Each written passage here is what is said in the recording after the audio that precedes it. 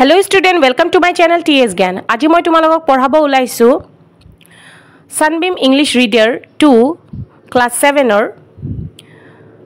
lesson or naam hoise kindness. আশা কৰো মোৰ এই ভিডিওটো তোমালোকে ভাল পাবা যদি ভাল লাগে তেতিয়া হলে মোৰ ভিডিওটো লাইক কৰি দিবা আৰু শেয়াৰ কৰি দিবা নিজৰ ফ্ৰেণ্ডছ আৰু ফ্যামিলিৰ মাজত জনে মোৰ চেনেল নতুন আহিছে অথবা এতিয়ালৈকে মোৰ চেনেলটো সাবস্ক্ৰাইব কৰা নাই তেওঁলোকে মোৰ চেনেলটো সাবস্ক্ৰাইব কৰিব লগতে কাষত থকা বেল আইকনটো হিট কৰি দিব আৰু অল অপচনটো ক্লিক কৰি দিব যাতে ভিডিওছৰ নটিফিকেশনবোৰ আপোনালোকে পাই থাকে তেতিয়াহলে আসুন আমি ভিডিও মাজলৈ যাওঁ আজিৰ পঢ়াটো নাম হৈছে kindness. Every year when the rainy season comes to an end and the winter is about to begin, Kashmiri vendors arrive at the city. Prottek bochore jetia barikhar season to mane barikhar dinbur hek hoi jay tetia aru thandar din ahibo dhore ba arambhoni hoy thik hikhini homoyot Kashmiri kisuman bikreta sohorot ahe. They travel around the city to sell their handcrafted shawl, purses, blankets and even carpets. Aru hiote gute sohorkhonote ki khuri fure aru hiotor hatore bonwa shawl aru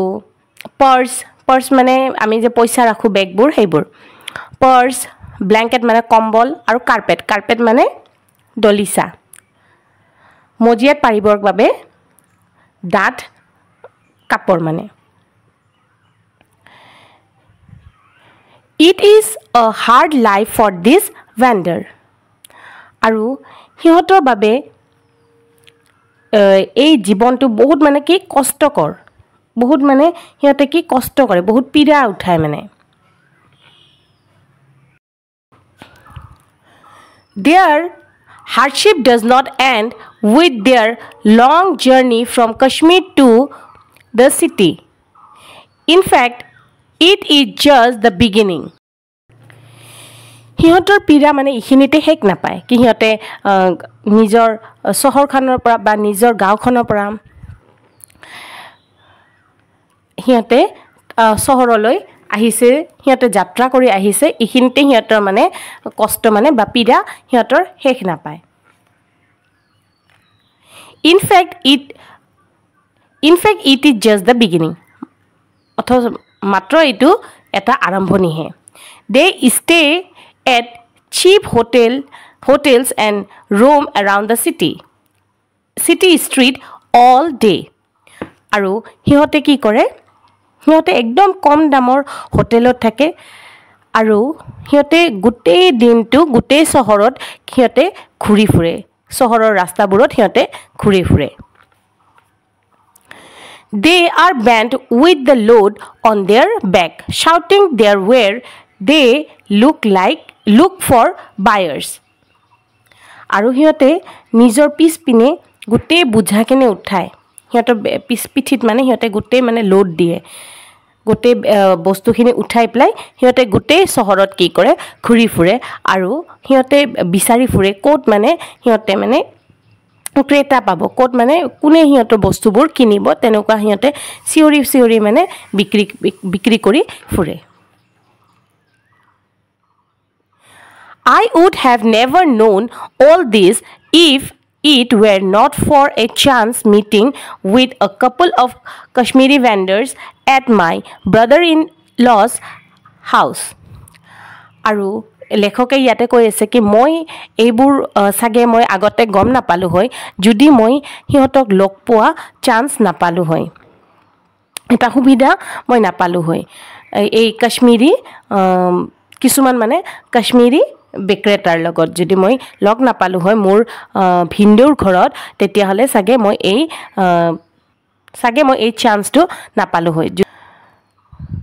We were seated in my brother-in-law's veranda when two Kashmiri vendors who looked like father and son came in. ইয়াতে ৰাইটাৰে বা লেখকে কৈ আছে কি আমি তেতিয়া সবে সকলোৱে মোৰ ভিনদেউৰ ঘৰত মানে বাৰান্দাত মানে আমি সকলোৱে বহি আছিলোঁ ঠিক সেইখিনি সময়তে দুটা মানে কাশ্মীৰী বিক্ৰেতা আহিছে আৰু সিহঁতক দেখি পেলাই এনেকুৱা লাগি আছে কি সিহঁতে মানে বাপেক আৰু পুতেক আৰু সিহঁতে ভিতৰত সোমাই আহিছে The young man carried a bundle on his back while the other frail and old called attention to their wear in a sufficient loud voice. Kashmiri shawl. আৰু যোনটো মানে ডেকা আছিল ডেকা মানুহজন সেইজন মানে নিজৰ পিঠিত মানে গোটেই বুঝাখিনি উঠাই আছিল আৰু যোনজন মানে অকমান বয়সস্থ হয় তেওঁ মানে কি কৰি আছিল নিজৰ কিছুমান বস্তু হাতত লৈ আছিল আৰু তেওঁ মানে চিঞৰি আছিল কাশ্মীৰী শাল এনেকে তোমালোকে চাগে মন কৰিবা কেতিয়াবা তোমালোকৰ ঘৰতো তেনেকুৱা কিছুমান মানুহে বিক্ৰী কৰিব বস্তু আহে সিহঁতে এনেকৈ নিজৰ বস্তুবিলাক দেখাই ফুৰে আৰু লগতে কি কৰে সিহঁতে এনেকৈ চিঞৰি পেলাই নিজৰ কি বস্তু আছে সেইখিনি কয় I was surprised when my brother-in-law called the vendor in আৰু মই মানে আচৰিত হৈ গৈছোঁ যেতিয়া মোৰ ভিনদেউৱে সেই বিক্ৰেতা দুজনক ভিতৰলৈ মাতিছে I am sure that he need nothing for them আৰু লেখকে কৈ আছে কি মই জানো কি তেওঁক একোৱে মই একদম শিওৰ হৈ আছোঁ কি তেওঁক একো কিনিব নালাগে তেওঁ মানে একোৱে নিকিনে মানে তেনেকুৱা একো বস্তু নালাগে সিহঁতৰ পৰা but he began examining their shawls and short jackets his wife my sister who was in the kitchen got busy making tea আৰু তেওঁ সিহঁতৰ বস্তুবিলাক মানে চাবলৈ আৰম্ভ কৰে মানে ভিনদেউৱে মানে সিহঁতৰ বস্তুবিলাক চাবলৈ আৰম্ভ কৰে সিহঁতৰ শল তাৰপিছত শৰ্ট জেকেট সৰু তেনেকুৱা জেকেট সেইবোৰ মানে তেওঁ মানে চাব আৰম্ভ ধৰিলে আৰু সেইখিনি সময়তে মোৰ ভনী বাইদেউ মানে কিচেনত মানে পাকঘৰলৈ গ'ল আৰু চাহ বনোৱাত ব্যস্ত হৈ গ'ল She knew that her husband won't buy anything from vendor. আৰু মোৰ বাইদেউ জানে কি যে তেওঁৰ গিৰিয়েকে সেই বিক্ৰেতাবিলাকৰ পৰা একোৱে নিকিনে So I felt sorry for them. আৰু সেইবাবে সিহঁতৰ কাৰণে সেই বিক্ৰেতাবোৰৰ কাৰণে মোৰ বেয়া লাগিছে কাৰণ তেওঁটো একো বস্তু নিকিনে কথাবিও তেওঁলোকৰ বস্তুবিলাক মানে চাই আছে আৰু একোৱে নিকিনিব পিছত এনেই পঠাই দিব সিহঁতক When my brother-in-law asked me to buy something, I politely declined. He then started chatting with the vendors about their families and their homeland. আৰু মোৰ ভিনদেউৱে মোক ক'লে কি কিবা লাগে যদি ল'ব ক'ল মোৰ কিবা যদি মোক তেনেকুৱা দৰকাৰ কিবা আছে তেনেকুৱা কিনিব ক'ল কিন্তু মই লাহেকে মানা কৰি দিলোঁ আৰু তেওঁ মানে ভিনদেউৱে মানে সেই বিক্ৰেতাবিলাকৰ লগত কথা ক'ব আৰম্ভ কৰিলে তেওঁৰ পৰিয়ালৰ বিষয়ে তেওঁৰ মানে জাগাবিলাকৰ বিষয়ে সেইবোৰৰ বিষয়ে তেওঁ মানে গল্প কৰিব আৰম্ভ কৰিলে As they narrated the detail of their different life, I felt sad and guilty at being a party of such behavior. সিহঁতৰ কথাবোৰ মানে ক'ব আৰম্ভ কৰিলে আৰু মোৰ মানে বহুত মানে বেয়া লাগিল আৰু গিল্টি ফিল হ'ল কি যে মানে দোষী নিচিনা ফিল হ'ল কি যে মই তেনেকুৱা এটা কনভাৰচেশ্যনৰ মানে পাৰ্ট হৈ আছোঁ যে তেওঁৰ যে ভিনদেউৱে একোৱে নিকিনিব কথাবিও মানে বস্তুখিনি মানে চাই আছোঁ সেইবোৰৰ মানে পাৰ্ট হ'ব নিজকে মানে এটা দোষীৰ নিচিনা ফিল হৈছে But my brother-in-law suddenly called out to his wife and asked her to serve the visitors something to eat since they would be hungry. আৰু তেতিয়াই ভিনদেউৱে কি কৰিল তেওঁৰ ঘনীয়েকক মানে এই বিক্ৰেতাবিলাকক অকমান কিবা খাবৰ বাবে দিব ক'ল কাৰণ সিহঁতে হয়তো ভুকতে আছে She quickly brought some food into the veranda আৰু তেওঁ মানে তেওঁৰ ৱাইফো মানে লগে কি লৈ আহিল খাবৰ বাবে কিবা লৈ আহিল বাৰান্দাতে The vendor hesitated initially but agreed to eat when my brother-in-law insisted After a hearty meal, they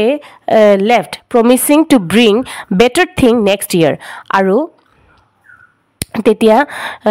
ভেণ্ডাৰ্ছবিলাক প্ৰথমতেতো মানে খাব বিচৰা নাছিল, কিন্তু ভিন্দুৱে যেতিয়া অলপমান মানে জোৰ কৰিলে তেতিয়া মানে সিহঁতে খোৱাৰ কাৰণে ৰেডি হৈ গ'ল। আৰু সিহঁতে এই চাহখিনি খাই পেলাই সিহঁতে তাৰে পৰা বিদায় ল'লে। আৰু সিহঁতে মানে ক'লে কি আশা দিলে কি সিহঁতে নেক্সট বছৰ কিবা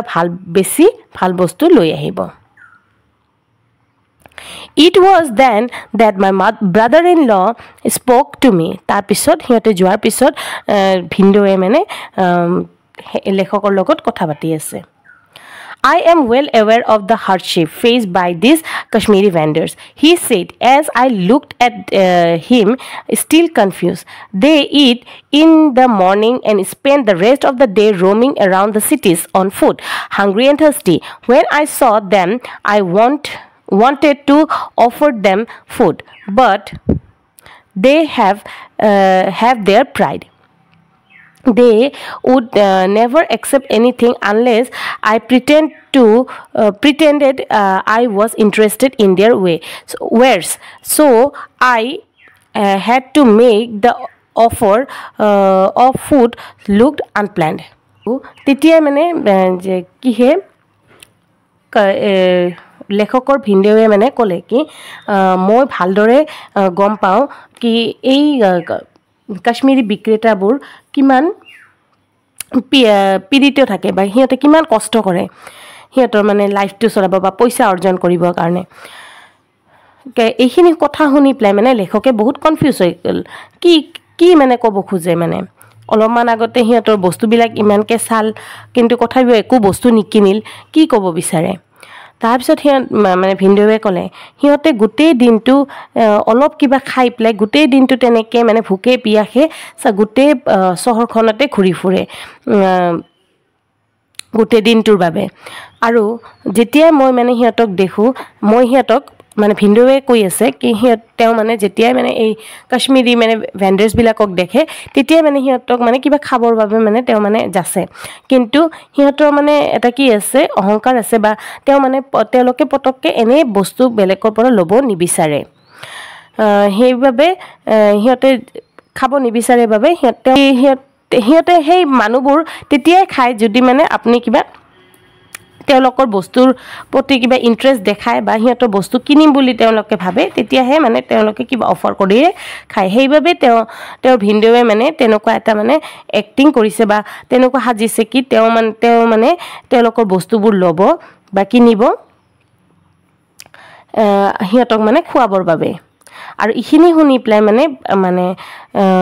ৰাইটাৰৰ মানে বহুত মানে কি লাগিছে, ভাল লাগিছে তেওঁৰ মানে দয়াটো দেখি পেলাই। আৰু এই কাহিনীটো লৈছে ৰিডাৰ ডাইজেষ্ট কিতাপৰ পৰা জুলাই 2011। আশা কৰোঁ মোৰ এই ভিডিঅ'টো তোমালোকে ভাল পাইছা। যদি ভাল লাগে তেতিয়াহ'লে মোৰ ভিডিঅ'টো লাইক কৰি দিবা আৰু শ্বেয়াৰ কৰি দিবা নিজৰ ফ্ৰেণ্ডছ আৰু ফেমিলিৰ মাজত। Thank U.